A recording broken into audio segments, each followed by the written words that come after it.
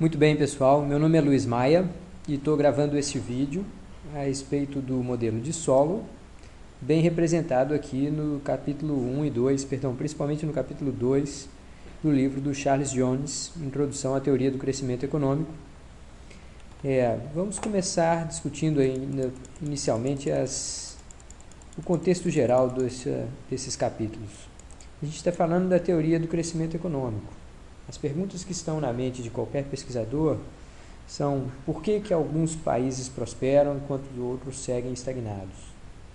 Então, este senhor aqui, Robert Solow, do MIT, nos Estados Unidos, resgatou a questão e lhe deu uma abordagem moderna, que ainda hoje é adotada e é considerada. No caso, Solow dá ênfase à dinâmica da acumulação de capital e ao papel central do progresso tecnológico como a força motriz fundamental do crescimento econômico. Dentro de uma disciplina sobre desenvolvimento econômico, essa ênfase em crescimento econômico deve ser entendida como sendo a mecânica econômica da geração de riqueza e prosperidade.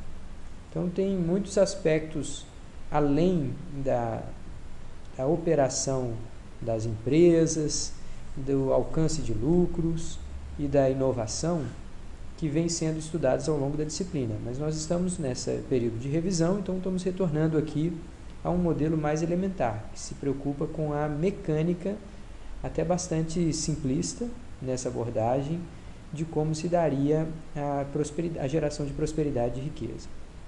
Então, mais tarde, nos anos 80, dois outros economistas famosos, Robert Lucas e Paul Romer, resgatam o trabalho de Solow e atacam, entre aspas, as questões metodológicas deixadas em aberto. Mais tarde ainda, um outro economista de Harvard, chamado Robert Barrow, e outros passam a testar empiricamente as teorias. O principal é a gente começar resgatando alguns fatos estilizados. O que são fatos estilizados? São algumas regularidades observadas ao longo do tempo no comportamento da economia de diversos países. Nós temos aqui duas delas, duas razões por que elas são importantes. Elas são fonte de orientação para o desenvolvimento dos modelos e, segundo, porque elas são objeto de comparação com as implicações lógicas dos modelos. Então vamos dar uma olhada em que seriam essas regularidades. A primeira delas está dizendo aqui: há uma enorme variabilidade na renda per capita das economias. Com isso, os países mais pobres têm rendas per capita que são menos de 5% das observadas nos países mais ricos. Eu tenho uma tabela lá do Jones com a maioria dessas regularidades. Eu sugiro a todos que deem uma olhadinha cuidadosa nessa tabela mais tarde.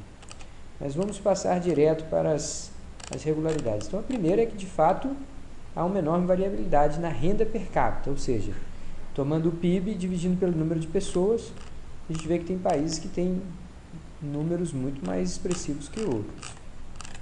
Aí existe uma série de questões a respeito da distribuição dessa renda e assim vai. Mas a segunda regularidade é: as taxas de crescimento econômico variam substancialmente entre os diversos países. Mais uma vez, temos países que crescem muito rapidamente por algum período, tem outros países que crescem lentamente, mas por um longo período a uma taxa quase constante. Então, essa variabilidade também é algo que se procura estudar. A terceira regularidade: as taxas de crescimento econômico variam ao longo do tempo, tanto para países individuais como para a economia global. Para o mundo, a taxa de crescimento era próxima de zero até o século XV. A partir do século XX, houve uma forte aceleração. Então, a gente sabe que existe também, para um país específico, momentos em que a taxa de crescimento é bastante acelerada e outros que nem tanto. A quarta regularidade observada nesses dados, a respeito de um número muito grande de países, é que a posição relativa de um país, no que diz respeito à distribuição mundial de renda per capita, pode mudar. Então, há alguns países que enriquecem, enquanto outros ficam estagnados ou até empobrecem. Então, não existe um ranking eterno de quais países terão no futuro maior renda per capita. Existem outras regularidades que não são talvez tão centrais para a teoria do crescimento econômico, mas também são importantes de se lembrar. Nos Estados Unidos, a taxa real de retorno do capital flutua em torno de uma média, bem como as proporções do trabalho e do capital na renda nacional. Além disso, a taxa real de crescimento do PIB se mantém relativamente constante. Gente, se a gente colocar aqui em escala logarítmica, a gente observa que existe quase uma linha reta ligando todos esses pontos da renda per capita nos Estados Unidos. Isso significa uma taxa de crescimento real muito próximo de um valor constante, em torno de 2%. Então, essa é uma questão sobre as quais as pessoas muito se debruçaram. As diferenças são aqui, claro, no período da crise de 29 e depois no período de forte recuperação. Mas a tendência de longo prazo está muito claramente caracterizada nesse diagrama. A sexta regularidade é que o crescimento do PIB e o crescimento do volume de comércio internacional parecem estar correlacionados. Então, países que têm forte relação de comércio com o exterior também são países que, com muita regularidade, apresentam taxas de crescimento aceleradas. A sétima, trabalhadores, tanto os qualificados como os não qualificados, ou seja, que não têm muita formação, muita capacitação, tendem a migrar dos países pobres para os países ricos. Aí entra uma discussão sobre como se calcula taxas de crescimento, enfim, como se calcula o tempo para um país dobrar de tamanho. Eu não vou me ater a essa questão. Eu vou passar direto à discussão do modelo de solo. Tá, no modelo de solo, o modelo de solo foi desenvolvido através desse artigo seminal, ou seja, inicial, né, uma verdadeira semente para toda uma literatura, publicado em 1956 por um professor que mais tarde foi laureado com o Prêmio Nobel, chamado Robert Solow. Tá? A analogia que é bem importante a gente manter em mente sempre que está discutindo o modelo de solo é de um país ou de uma economia em que há apenas um bem. Então, digamos aqui o milho. Suponha que um país produz apenas milho, vai haver sempre a decisão da população entre consumir aquele milho na forma de alimento ou de usar as sementes para plantar mais milho e com isso conseguir uma produção ainda maior no período seguinte. Então, essa ideia de o quanto que se poupa afetando o quanto que vai retornar para o processo produtivo, gerar investimentos, é a melhor imagem para se entender perfeitamente aí o modelo de solo. Então, no modelo, a sociedade decide de maneira trivial o quanto consumir hoje e o quanto reinvestir. Trata-se de uma fração constante, por exemplo, 70-30. Então, nesta analogia, seria como se 70% do milho produzido em um determinado período fosse consumido pelas pessoas e, portanto, exaurido. Os outros 30% seriam reaplicados na forma de plantações, fariam crescer a produção do ano seguinte. Então, esse parágrafo aqui é para descrever que no modelo de Solow, essa taxa de poupança, nesse caso aqui de 30%, que vai ser poupada para ser reinvestida, ela é uma decisão trivial, é uma decisão arbitrária. Simplesmente diz que é 30% e depois verifica-se as consequências disso. A gente sabe que a decisão real das pessoas, das famílias, sobre quanto poupar é uma decisão extremamente complexa e muitas vezes não é constante, né? Ela pode se alterar ao longo do ciclo de vida do indivíduo. Tá, vamos continuar com a nossa explicação básica do modelo. De maneira análoga, o indivíduo decidem conforme uma regra de bolso o quanto trabalhar e o quanto se dedicar ao acúmulo de conhecimento. Seria de investir o seu tempo. A tecnologia é exógena, então a gente supõe que o nível tecnológico alcançável pelas firmas não é afetado pelas suas ações. Na vida real, a gente sabe que uma empresa que investe mais, que tem um setor de pesquisa e desenvolvimento, ela tende a gerar novas patentes, novos produtos e com isso obter taxas de lucratividade maiores, eventualmente crescendo muito mais que as outras. E isso aqui não é um aspecto que está sendo descartado do modelo. A gente está falando, suponha que o nível tecnológico de uma determinada empresa é dado. Então, a base do modelo são essas duas equações. A gente tem uma função de produção com retornos constantes de escala, que é a tradicional Cobb-Douglas. Né? A letra K maiúscula representa o estoque de capital, a letra L maiúscula representa a população, ou o total de trabalhadores na economia.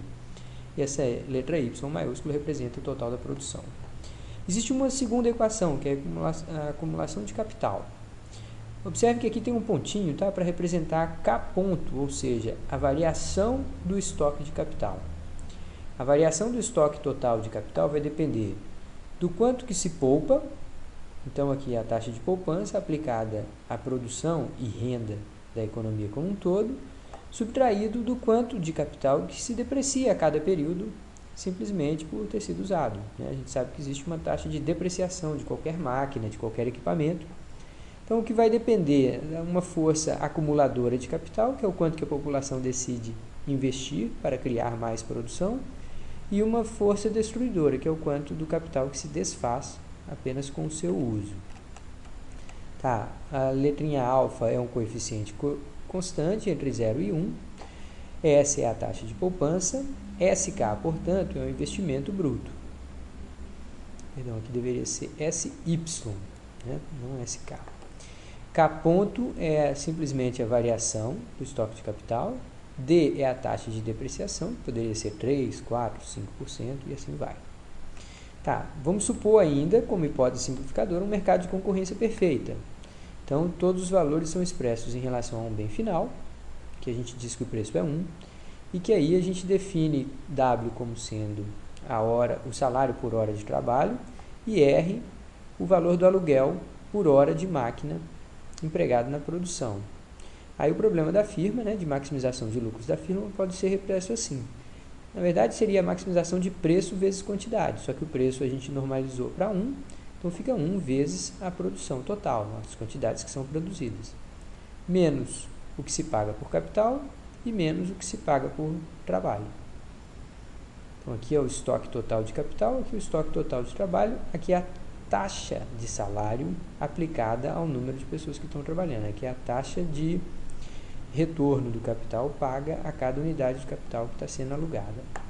Tá. Para tirar condições de primeira ordem, a gente tira a primeira identidade igual a 0 e a gente encontra as seguintes expressões, que W é igual a 1 menos alfa, K alfa, L menos alfa. O detalhe aqui interessante é o seguinte, resgate aqui, por favor, o formato dessa função aqui. Se a gente dividir essa expressão por L, vai ficar K alfa, L menos alfa, exatamente como a gente tem aqui. Ora, mas essa expressão aqui é Y. Então, eu vou chamar aqui K alfa, L menos alfa como sendo Y sobre L. Então, é basicamente uma manipulação dessa fórmula, que se eu dividisse Y por L, e esse lado direito aqui da equação por L, eu teria Y sobre L aqui, e aqui eu teria K alfa, L elevado a menos alfa, que é o que a gente encontrou nessa equação. Então, a gente pode reescrever a condição de primeira ordem como sendo W igual a 1 menos alfa, Y sobre L. Por outro lado, a gente pode fazer a mesma coisa com a derivada em relação a K, e a gente vai encontrar uma expressão semelhante, R igual a alfa, Y sobre K. Note ainda que toda a renda da economia se exaure na forma de pagamentos de salários e aluguéis. A gente só tem esses dois fatores, então a gente pode manipular essas expressões aqui de modo a rearranjá-las e reescrever o fato de que cada coeficiente, na verdade, coeficiente da função de produção, expressa a participação da renda daquele fator na renda total. Então, vamos ler essa equação aqui. Alfa expressa RK, que é R a taxa de retorno do capital, e aqui a quantidade de equipamentos empregados. Então, aqui seria, RK seria a renda do capital, dividido pela renda total. Mesma coisa aqui, WL, a taxa de salário por hora, L, o número de horas empregadas na produção, então aqui total a massa de salários, dividido pela renda total. Então, esses coeficientes alfa e 1 menos alfa expressam a participação do capital na renda total e a participação do salário na renda total. Mas isso é uma manipulação da função Cobb-Douglas, como todo bom estudante de microeconomia já deveria saber. Tá. Retomando a expressão 2.1, podemos reescrevê-la no mesmo espírito das discussões na tabela inicial. Então, a gente vai dividir aquelas expressões, y sobre L, e vai encontrar uma nova variável aqui, e k como k sobre L, uma nova variável kzinho. Então, eu estou definindo novas variáveis. Vamos voltar à expressão 2.1 lá. Essa é a expressão 2.1. Dividindo este lado por L e este lado por L, eu estou encontrando essa expressão. Y é igual a kzinho sobre elevado a alfa. Perdão. Tá, é trivial mostrar isso, mas vamos lembrar aqui que a gente vai agora trabalhar com variáveis em termos per capita, y sobre L e k sobre L, que gera essa variável kzinho, ou k minúsculo. Esse coeficiente alfa aqui, a gente disse anteriormente que ele era menor do que 1. Se ele fosse 1, a gente teria aqui uma expressão que era uma função linear, então seria uma linha reta. Se esse alfa fosse maior do que 1, a gente teria uma curva hiperbólica aqui, crescente. Como ele é menor do que 1, a gente tem uma curva que tem taxa de crescimento decrescente, né? uma função de produção côncava, como a gente registrou aqui. Nesse eixo nós temos a produção per capita total, nesse eixo nós temos o estoque de capital per capita. Tá, agora vamos trabalhar algumas manipulações aqui. Assumindo que a população e a força de trabalho crescem em uma taxa constante, tá? Então a gente está criando um fluxo de novos trabalhadores que é constante. A gente está assumindo que essa população cresce, por exemplo, 2% ao ano, faça chuva ou faça sol. E aqui a gente vai usar um truque matemático, que é aplicar log a uma variável e tirar a primeira derivada, para obter uma taxa de variação. Antes de manipular isso aqui, vamos voltar aqui embaixo e vamos explicar o que é isso. Se y é uma função de x e que a gente define essa função de x como sendo log de x, tirar a derivada de y em relação a x vai ser tirar a derivada de log de x em relação a x. E aí a gente sabe que pelas propriedades do logaritmo, o resultado disso dá 1 sobre x. Por outro lado, se y de t, o y é uma variável ao longo do tempo, e ele é uma função de outra variável ao longo do tempo, xt, a gente tirar a derivada disso em relação a tempo, vai ser a derivada de y em relação a x, vezes a derivada de x em relação ao tempo. Então, a gente tem, no primeiro caso, 1 sobre x, e a derivada de x em relação ao tempo é só a variação mesmo de x, que a gente chama de x ponto, rearranjando essa equação, x ponto sobre x, ou seja, a taxa de crescimento de x. Vamos voltar aqui para a nossa função de produção per capita, né? Aplicando logaritmo, esse coeficiente pode cair aqui para frente, a gente tem uma função linear em dois logaritmos aqui. Tirando derivada em relação ao tempo, do lado esquerdo nós temos uma taxa de variação da renda per capita, do lado direito também nós temos uma taxa de variação, mas do estoque de capital per capita. Sabendo que, por definição, o kzinho é k sobre L, a gente poderia aplicar logaritmo dos dois lados dessa equação, ficaria log de kzinho é igual a log de k menos log de L.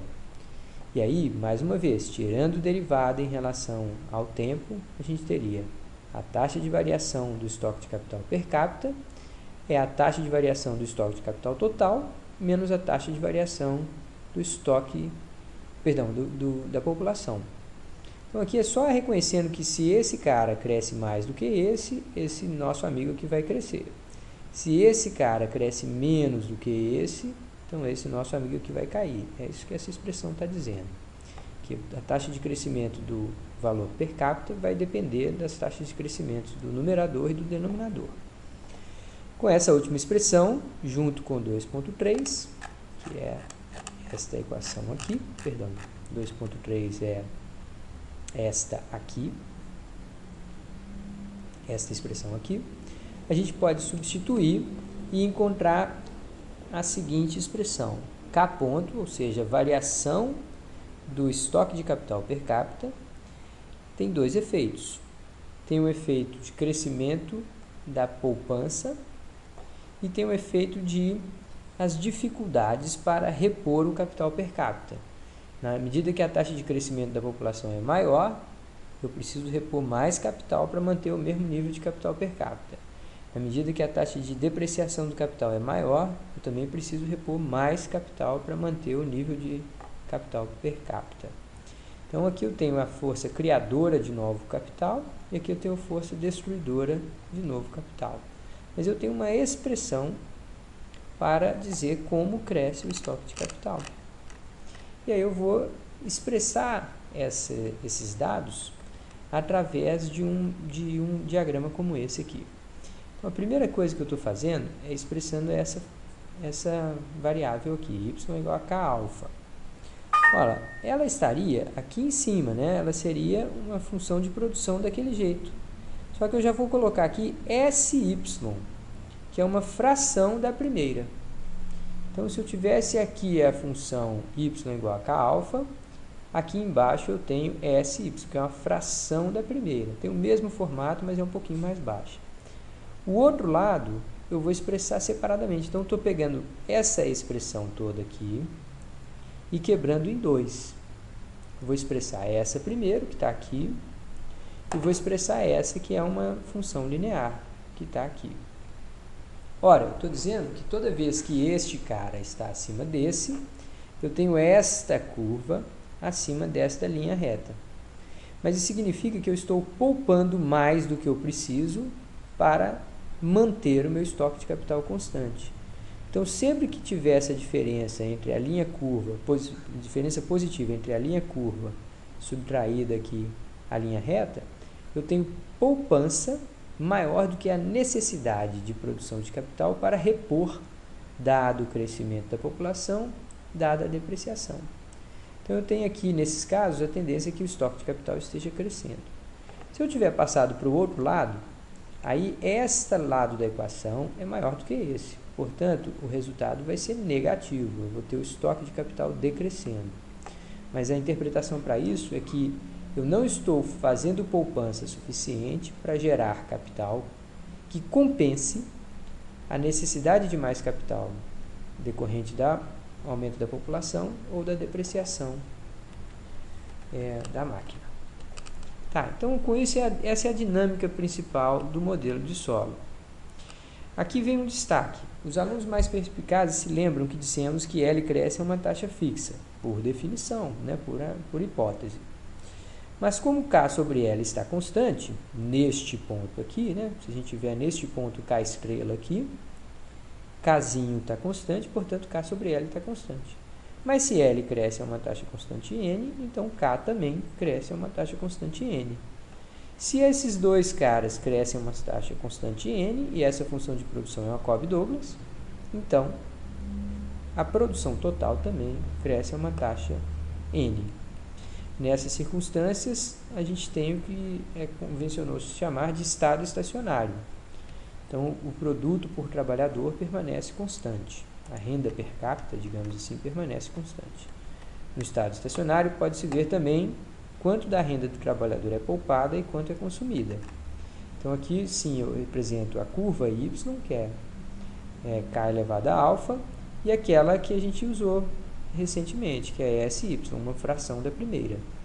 O encontro dessas duas me dá o estoque de capital. Mas esse estoque de capital corresponde a uma renda per capita também dada.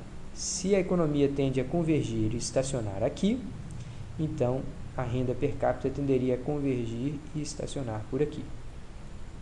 Bom, vamos fazer uma interrupção e continuamos no vídeo seguinte.